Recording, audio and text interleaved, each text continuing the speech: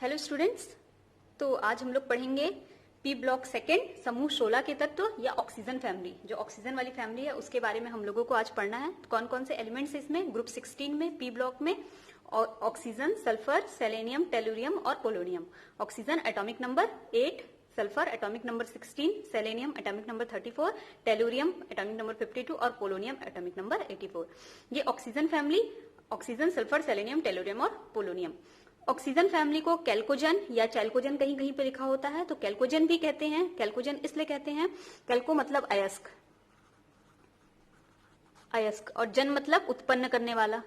तो ये अयस्क उत्पन्न करने वाला, जितने भी अयस्क होते हैं ना, जितने भी तत्वों के मोस्टली ये ऑक्सीजन और सल्फर के फॉर्म में होते हैं। आप लोग देखे भी होंगे, जैसे कैल्शियम कार्बोनेट, या फिर और दूसरे एग्जाम्पल बता दूं, जिंक सल्फाइड ZnS। जिंक का अयस्क है, किस फॉर्म में है? सल्फर के साथ है ये, तो जिंक सल्फाइड के फॉर्म में है। ठीक वैसे ही जिंक कार्बोनेट FeCO3, ये सब अयस्क, आयरन का अयस्क है लेकिन कार्बोनेट के फॉर्म में पाया जाता है। और कार्बोनेट में क्या है? ऑक्सीजन है।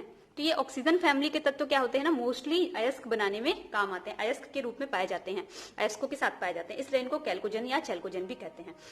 अब इनके कहाँ हम लोग को ऑक्सीजन फैमिली के तत्व कहाँ मिलते हैं? तो एटमॉस्फेयर में 21% तक ये हम लोगों को आयतन के अनुसार 21% तक वायुमंडल में मिल जाते हैं आयतन के अनुसार। ठीक है। और अर्थ क्रस्ट पे, भूपर पट्टी पे कितने मिलते हैं? ये 46.6% तक भूपर पट्टी पे मिलते हैं। ऐसे सल्फर, पर्टिकुलर सल्फर ऐसे आपको नहीं मिलेगा, सल्फर वो तो बहुत कम मात्रा में मिलेगा पर्टिकुलर सल्फर, लेकिन जैसे जिंक सल्फाइड के रूप में, CuFeS2 कॉपर पायराइट के रूप में, ऐसे तो साथ में संयुक्त अवस्था में मिलेंगे। तो यहाँ पे मैंने संयुक्त अवस्था में लिख दिया है, देखो जैसे कैल्शियम सल्फेट के रूप में, तो सल्फेट के रूप में यहाँ सल्फर है, ऑक्सीजन है, यहाँ ऑक्सीजन है। ठीक। जिंक सल्फाइड के रूप में सल्फर है, PbS गैलेना के रूप में सल्फर है, कॉपर पायराइट के रूप में सल्फर है, इससे कॉपर का निष्कर्षण होता है, इससे लेड का निष्कर्षण होता है, लेकिन सल्फर भी तो है इसके साथ, है ना, ऑक्सीजन और सल्फर। तो ये संयुक्त अवस्था में इस तरीके से मिलते हैं। अब इनका इलेक्ट्रॉनिक कॉन्फ़िगरेशन क्या होता है, इलेक्ट्रॉनिक विन्यास हम लोग कैसे लिखेंगे? तो ऑक्सीजन एटॉमिक नंबर 8 है, तो 1s2 2s2 2p4, या फिर और कैसे लिख सकते हैं, हीलियम 2s2 2p4। हीलियम मतलब कितने परमाणु क्रमांक हीलियम का? 2, तो ये 2 हो गया और ये 2 और ये 4, 4 4 8 हुए ना टोटल। वैसे ही हम लोग इसका कैसे लिख सकते हैं, सल्फर का? सल्फर 16 है, तो हम लोग यहाँ पे लिख सकते हैं 1s2 2s2 2p6 3s2 3p4। यहाँ 2s2 2p4 था, यहाँ 3s2 3p4। या इसको और कैसे लिख सकते हो, यहाँ पे मैं और कर दे रही हूँ, हीलियम की जगह पे लिख दो नियॉन, और क्या हो जाएगा 3s2 3p4। नियॉन का 10 होता है परमाणु क्रमांक, 10 2 और 4 16, 16 हो गया। ठीक है। तो ऐसे लिखो या फिर ऐसे लिखो, है ना, कंफ्यूज नहीं होना है, पहले भी आप लोग सीख चुके हैं 11th क्लास में। नेक्स्ट है सेलेनियम, तो ये क्या हो जाएगा? अब मैं पूरा 1s2 पूरा नहीं लिख रही हूँ, मैं सीधे लास्ट लिखती हूँ, 4s2 4p4, या फिर कैसे लिखेंगे, आर्गन 3s2 3p4। सेम इसका कैसे हो जाएगा, 5s2 5p4, या यहाँ पे लिख देंगे क्रिप्टॉन 5s2 5p4। ये हो जाएगा 6s2 6p4, xenon 6s2 6p4। ऐसे क्लियर है? एटॉमिक नंबर, सॉरी, इलेक्ट्रॉनिक विन्यास ऐसे ही लिखना है ना। नेक्स्ट इसका भौतिक गुण देखेंगे हम लोग।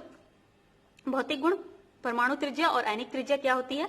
तो सबसे ज्यादा एटॉमिक, सबसे ज्यादा बड़ा कौन है? पोलोनियम, और सबसे छोटा कौन है? ऑक्सीजन। मतलब ऊपर से नीचे आएंगे तो परमाणु क्रमांक में, परमाणु त्रिज्या और आयनिक त्रिज्या में क्या होगी? वृद्धि।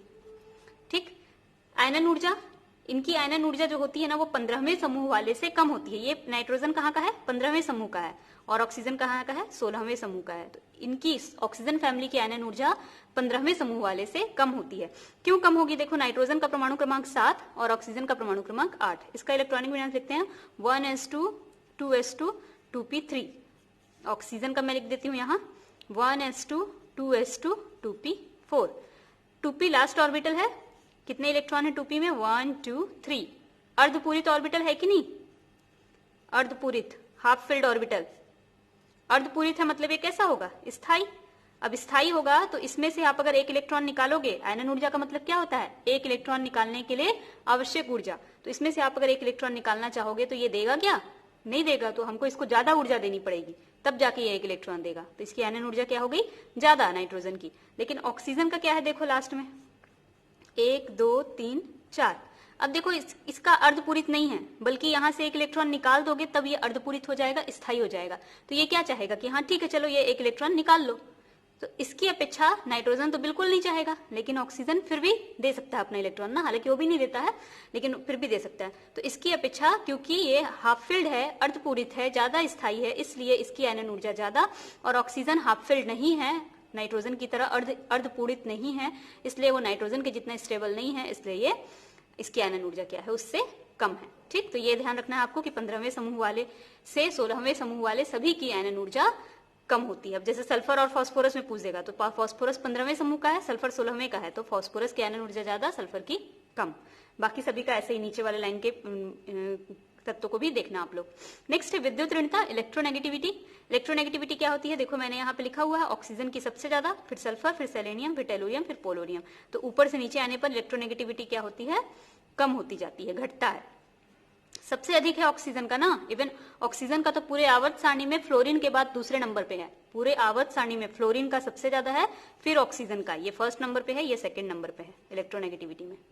ठीक है, नेक्स्ट है इलेक्ट्रॉन बंधुता। तो ऑक्सीजन की इलेक्ट्रॉन बंधुता हाईएस्ट है -7.28। ठीक है, फिर सल्फर और इन सबकी इससे कम होती जाती है। तो क्यों इसकी ज्यादा इलेक्ट्रॉन बंधुता, भाई साइज छोटा है ना। नेक्स्ट धात्विक और अधात्विक गुण। ऑक्सीजन और सल्फर अधातु हैं, जनरली ऊपर से नीचे जाने पर धात्विक गुण क्या होता है, बढ़ते जाता है, वही यहाँ पे भी हो रहा है, धात्विक गुण बढ़ रहा है। तो इधर वाले अधातु हैं, फिर इधर थोड़ा सा धातु गुण आता है सेलेनियम में, हालांकि ये भी अधातु है लेकिन कुछ ना कुछ धात्विक गुण है इसमें थोड़े बहुत। फिर टेलुरियम बिल्कुल भी उपधातु हो गया ये, और यहाँ पे पोलोनियम जो कि पूरा पूरा धातु है। तो ऊपर से नीचे आने पे धात्विक गुण क्या हो रहा है, बढ़ रहा है। नेक्स्ट देखेंगे क्या प्रॉपर्टी है। हाँ, नेक्स्ट है भौतिक गुण, कैसा दिखता है ये। तो ऑक्सीजन जो है वो द्विपरमाणविक है और गैस है, गैसीय अवस्था में पाया जाता है, आप लोग सब जानते हैं। ऑक्सीजन द्विपरमाणविक है, मतलब दो ऑक्सीजन के एटम आपस में डबल बॉन्ड से क्या रहेंगे, जुड़े रहेंगे। एक सिग्मा बॉन्ड होगा और एक कौन सा बॉन्ड होगा, पाई बॉन्ड। अब ये पाई बॉन्ड कैसा वाला होगा, पी पाई पी पाई। क्यों पी पाई पी पाई बना, देखो एक ऑक्सीजन के पास अभी आप लोग देखे हो 4 इलेक्ट्रॉन रहता है पी में, ठीक, दूसरे के पास भी 4 इलेक्ट्रॉन है पी में। तो एक इलेक्ट्रॉन आपस में जुड़े, ये दोनों सिग्मा बॉन्ड बनाए, और ये दोनों आपस में जुड़े और ये पाई बॉन्ड बनाए। तो इसका भी पी और इसका भी पी जुड़ा, इसलिए हम लोग क्या बोल रहे हैं, पी पाई बॉन्ड।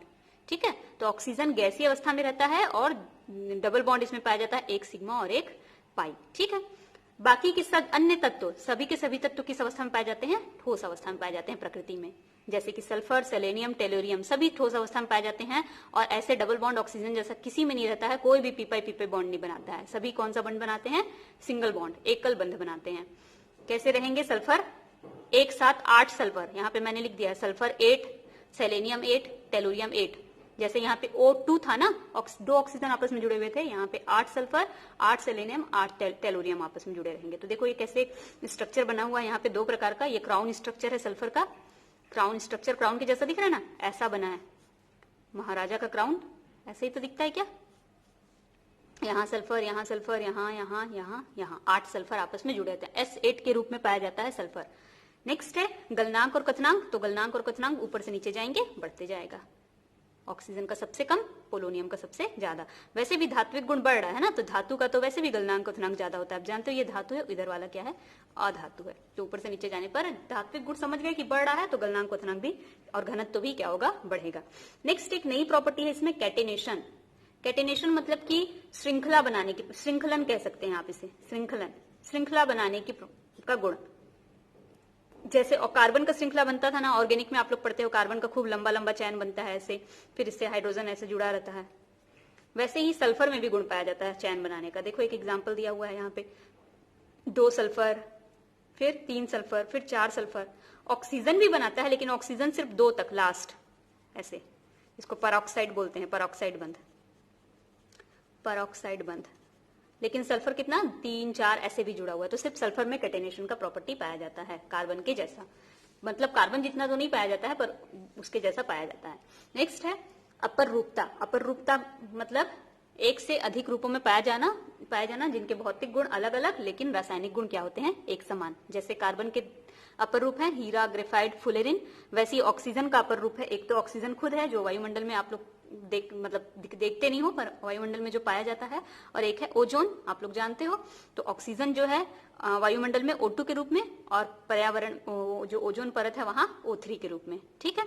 सल्फर के बहुत सारे हैं, देखो 1 2 3 4 5 6 7 7 प्रकार के यहाँ पे और भी हैं बल्कि सल्फर के। तो एक है रोम्बिक सल्फर जिसको अल्फा सल्फर भी बोलते हैं, फिर है मोनोक्लिनिक सल्फर, बीटा सल्फर भी बोलते हैं। Rhombic sulphur, alpha sulphur, monoclinic sulphur, beta sulphur, इसी को बोलते हैं ना। फिर प्लास्टिक सल्फर, उसी को गामा सल्फर बोलते हैं। फिर कोलाइडल सल्फर, इसी को डेल्टा सल्फर बोलते हैं। फिर एक लैम्डा सल्फर है, म्यू सल्फर है, वैसे करके, है ना। तो 6-7 प्रकार के सल्फर का रूप पाया जाता है, जो देखने में एकदम अलग अलग होंगे लेकिन उनके रासायनिक गुण क्या होंगे, एक। सेम सेलेनियम का है, ये पूरे सल्फर के थे। सेलेनियम का है एक लाल सेलेनियम और एक भूरा सेलेनियम, ठीक है। तो अपर रूपता भी ये इस समूह के तत्व तो अपर रूपता भी दर्शाते हैं। नेक्स्ट है इस समूह का कुछ इंपॉर्टेंट रासायनिक गुण। तो रासायनिक गुण देखने से पहले ऑक्सीकरण संख्या जानना जरूरी है। ऑक्सीकरण संख्या क्या क्या दर्शाएगा, -2, +2, +4, +6 तक दर्शाता है, अधिकतम +6 तक ऑक्सीकरण संख्या दर्शाता है।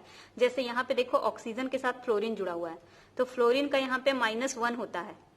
अब 2 फ्लोरीन है, -1 कितना हो गया, -2। तो -2 को बैलेंस करने के लिए ऑक्सीजन पे कितना लगेगा, +2। तो ऑक्सीजन, एकमात्र ऑक्सीजन फ्लोरीन के साथ ही प्लस ऑक्सीकरण अवस्था दर्शाएगा, बाकी किसी के साथ भी +2 या +1 ऑक्सीकरण अवस्था नहीं दर्शाएगा, याद रखेंगे, ठीक है।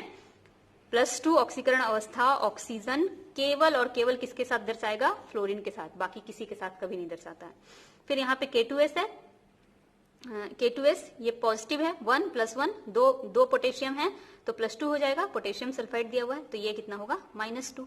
यहाँ पे फ्लोरीन पे -1 है, 2 फ्लोरीन है तो -2 हो जाएगा यहाँ, और सल्फर पे +2।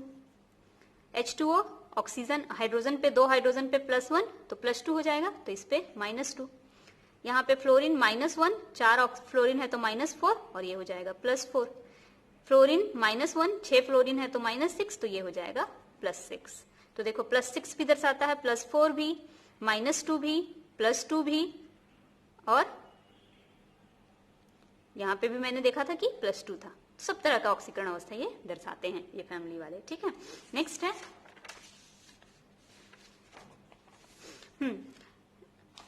नेक्स्ट ये हाइड्राइड कैसा बनाता है, ऑक्सीकरण संख्या हो गया, तो अब ये हाइड्रोजन के साथ संयोग करके क्या बनाएगा, हाइड्राइड।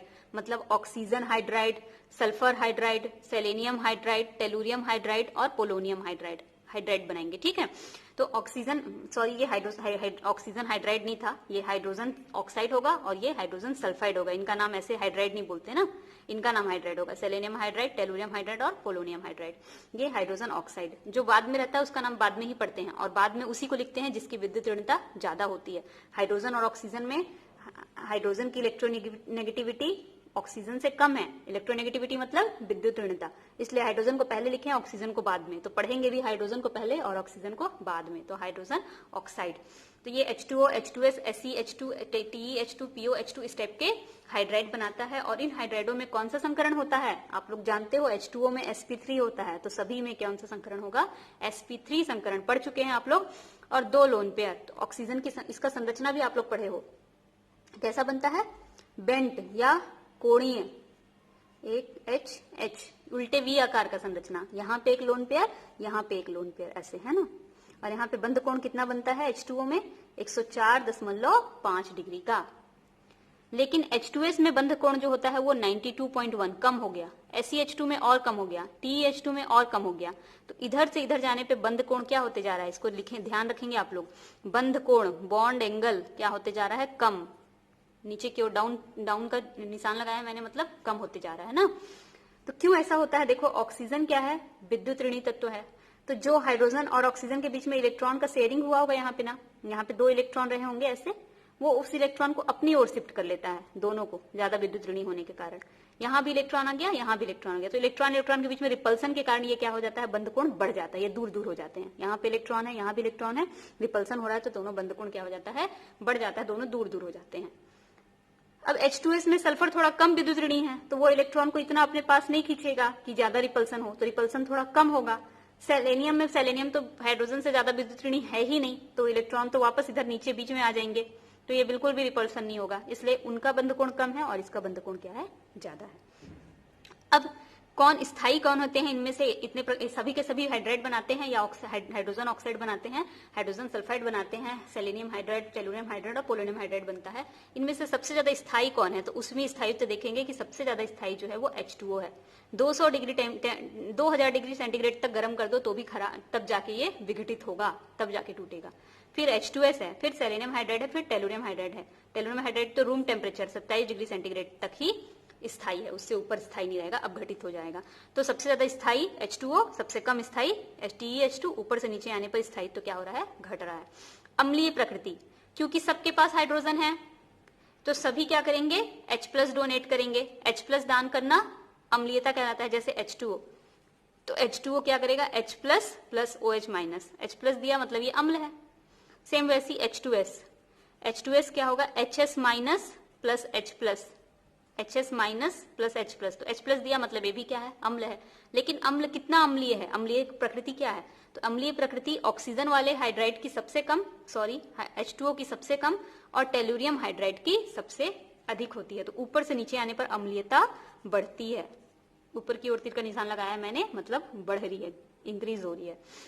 वाष्पशील गुण, सबसे ज्यादा वाष्प कौन बनाएगा, H2S, फिर उसके बाद सबसे कम कौन बनाएगा, H2O। यहाँ पे भी ऊपर से नीचे आने पर वाष्पशील गुण क्या हो रहा है, कम हो रहा है, लेकिन H2O को यहाँ होना चाहिए था पर वो यहाँ ना होकर के सबसे पीछे है। उसका रीजन क्या है, H2O में पाया जाने वाला हाइड्रोजन बंध। H2O में बहुत ज्यादा हाइड्रोजन बंध पाया जाता है। हाइड्रोजन बंध के कारण H2O के अणु आपस में क्या रहते हैं, मजबूती से बंधे रहते हैं। अब जब अणु आपस में मजबूती से बंधे हुए हैं तो वाष्प बन के उसमें से अणु बाहर निकलेंगे क्या, वाष्प बनने के लिए तो सभी अणु को अलग अलग होना पड़ेगा ना, पर यहाँ पे तो हाइड्रोजन बॉन्ड है तो ये अलग अलग जल्दी नहीं होगा। बाकी किसी में भी हाइड्रोजन बॉन्ड नहीं है, सिर्फ और सिर्फ वान डेर वाल बॉन्ड है, इसलिए बाकी के सभी में वाष्प बनने का गुण ज्यादा है पर H2O में सबसे कम है।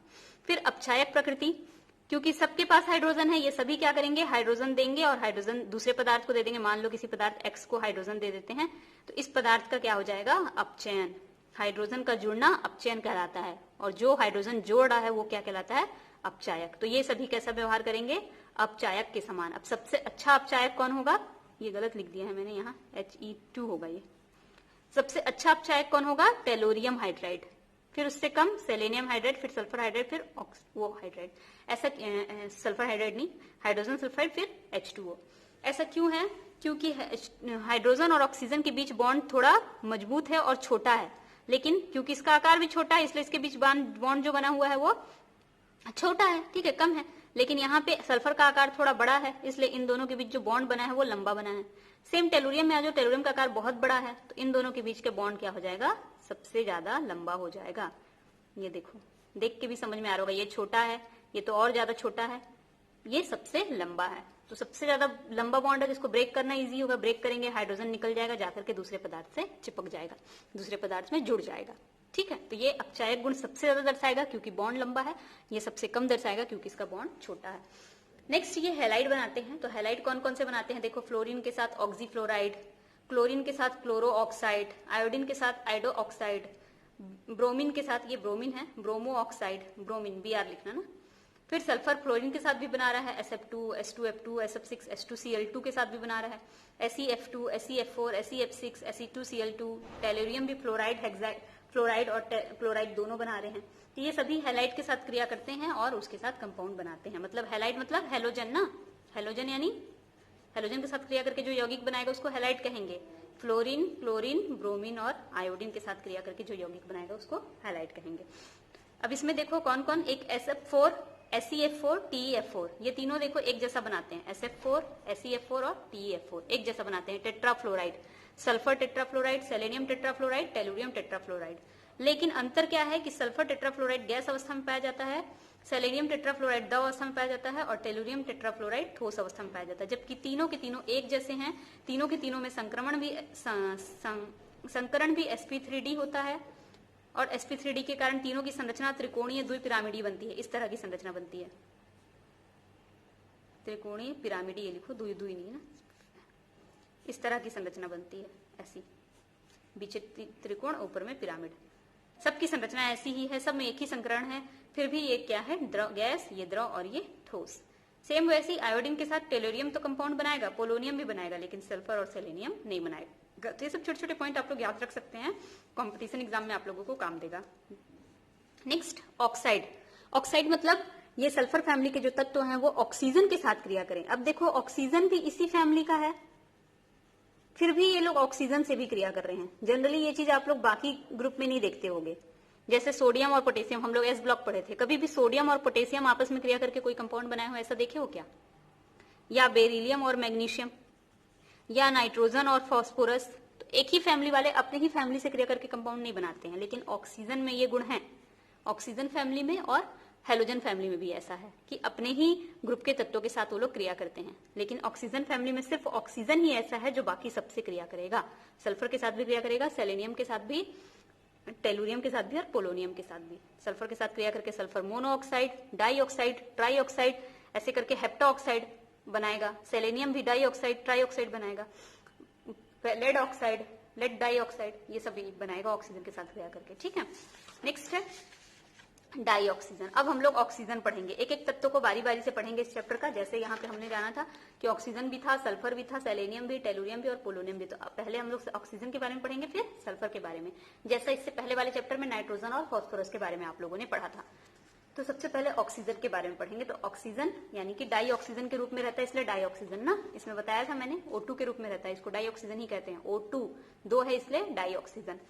तो यहाँ पे मैं O2 को डाई ऑक्सीजन कर दे रही हूँ, O2। ठीक, अब ये कैसे बनता है O2? तो कोई भी धातु का ऑक्साइड ले लो, जैसे कि मरकरी ऑक्साइड, मरकरी एक धातु है, सिल्वर ऑक्साइड, बेरियम ऑक्साइड, इसको लेकर के इसको विघटित करना है, तोड़ना है,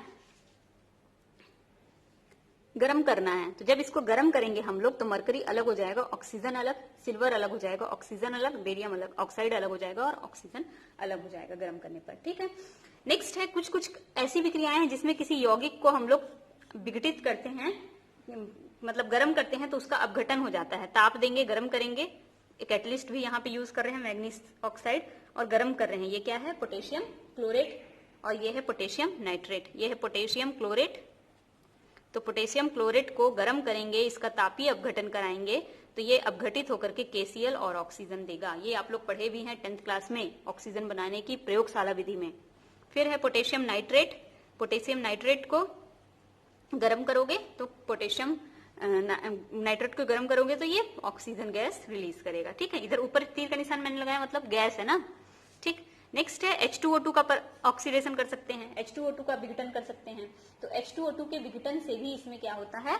H2O और O2 ऑक्सीजन बाहर निकलता है। H2O2 मतलब हाइड्रोजन पेरोक्साइड, हाइड्रोजन फैमिली में पढ़ चुके हो ना। फिर है इंडस्ट्रियल प्रोडक्शन। अब इसका औद्योगिक निर्माण कैसे होता है, व्यापारिक निर्माण कैसे होता है, व्यापारिक निर्माण, व्यापारों में इसका कैसे निर्माण किया जाता है। तो सबसे पहले तो पानी का विद्युत अपघटन करके, पानी में कैथोड एनोड लगा देंगे और इलेक्ट्रिसिटी प्रोवाइड कराएंगे और अपघटन की क्रिया होगी। तो अपघटन होके पानी किस में बदलेगा? H2 और O2 में। बहुत ज्यादा टेम्परेचर रिक्वायर होता है, विद्युत अपघटन कराना पड़ता है। फिर वायु से हम लोग प्राप्त कर सकते हैं, क्योंकि वायु में तो है ही 21% ऑक्सीजन, जानते ही हो, है ना। तो वहां पे हम लोग वायु को क्या करेंगे? लेंगे और वायु में को दबाएंगे, उच्च दाब लगाएंगे और निम्न ताप दबाएंगे और उसको ठंडा करेंगे। तो जब भी आप लोग पिछले साल गैसीय अवस्था वाले चैप्टर में पढ़े हुए हो कि जब हाई प्रेशर हो HP और लो टेम्परेचर हो LT, पढ़े थे ना HP LT। तो जब हाई प्रेशर हो, लो टेम्परेचर हो, तो क्या होता है? कोई भी गैस द्रवीभूत होने लगती है, द्रव में बदलने लगती है। तो बस ये द्रवीभूत होने लगेगा और ऑक्सीजन द्रवीभूत हो जाएगा, तो हम लोग ऑक्सीजन को कलेक्ट कर लेंगे। इसमें पहले तो नाइट्रोजन द्रवीभूत होता है, उसको अलग कर देते हैं। फिर नाइट्रोजन अलग हो गया तो अब क्या बचा वायुमंडल में? सबसे ज्यादा तो नाइट्रोजन ही था ना, 78%। तो नाइट्रोजन खत्म ही हो गया तो बचा क्या? ऑक्सीजन। कुछ 92 केल्विन टेम्परेचर पे वहां पे हम लोग को ऑक्सीजन मिल जाता है। नेक्स्ट है